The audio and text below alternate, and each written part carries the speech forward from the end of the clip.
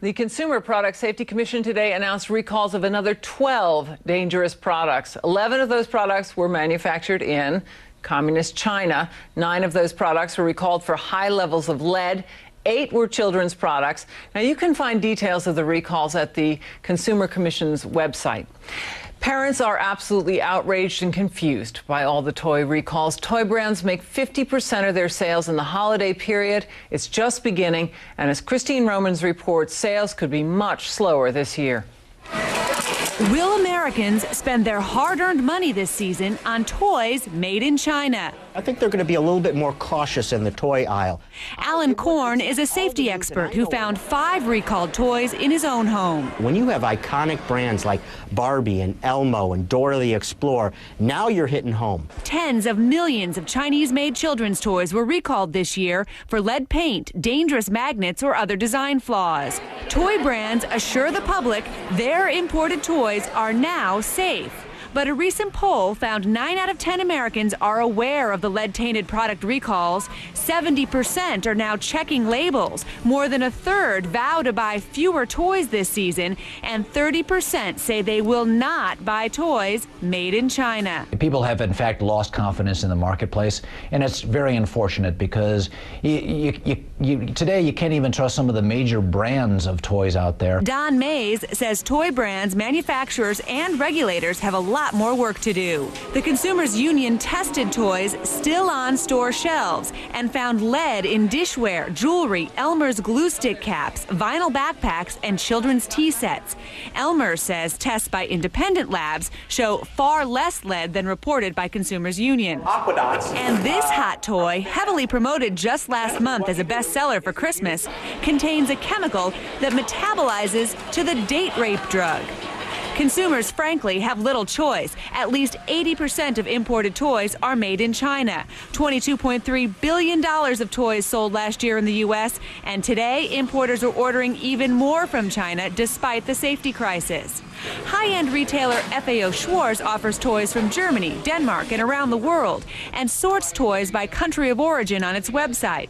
But most retailers, like Toys R Us, are not setting aside shelf space for domestic toys. For shoppers staying away from toys made in China, a Toys R Us spokeswoman says customers can ask a manager for a list of toys made in America. But some retail experts predict strong sales of books and videos instead of toys. And Don Mays of Consumers Union, he predicts a good year for puppies. Christine Romans, CNN, New York. Well, are toys safe to buy? I talked to 3 consumer experts about that vital concern. And first I asked Ed Merzwinski with the U.S. Public Interest Research Group if parents should assume that toys on the store shelves are safe. Absolutely not. Parents should never assume that toys are necessarily safe. Manufacturers are required to meet the terms of the safety laws, but no government agency tests toys before they're put on the shelves and guarantees that the manufacturers met the letter of the law. And as we've seen with the millions of recalls this year, they don't always comply with the law. Shouldn't the government be doing more? I mean, we've seen Nancy Nord, the acting chairman of the Consumer Product Safety Commission, saying they just simply cannot keep up with the testing. But shouldn't the government be doing more? Shouldn't there be a better system in place? Absolutely, the government should be doing more. The government needs more money. It needs more resources to hold companies accountable when they break the law.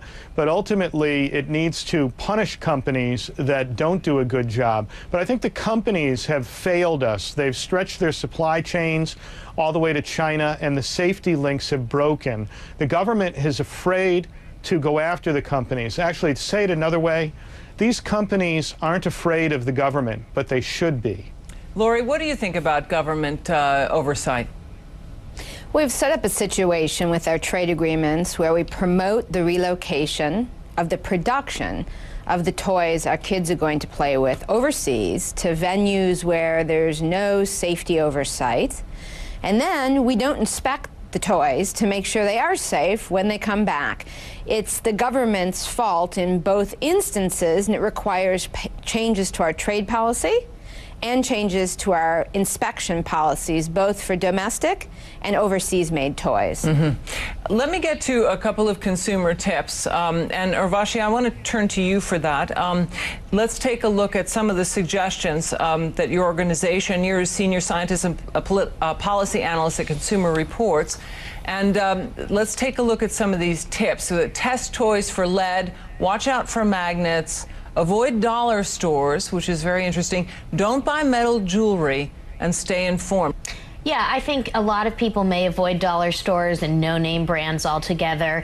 A lot of people may also look for those very small pieces in toys, especially if you have small children, toddlers, who tend to mouth a lot of the toys. That's something that a lot of parents are already vigilant about. But what parents may not know is that you can actually test these toys at home. If you've got painted plastic toys, if you have painted metal toys, there are kits on the market that are reliable and that you can use to test for lead at home. The fact that a toy is on a store shelf, does that mean it's safe, or it does not mean it's safe? Can you make a decision as you walk into a store now as a consumer? It's really difficult to make that decision, actually. There's a couple of lines of defense. First of all, plastic toys that are imported, that are painted, you may want to avoid them because we don't know whether there's lead on them or not, and we're finding more and more of those toys do contain lead. That sounds like pretty much every single toy that's on the store shelves. Lori, some thoughts on this, about the consumer and how they can do something about this? Well, actually, until we change our trade agreements and change our laws, consumers need to look at the labels, and that wouldn't be a bad idea afterwards.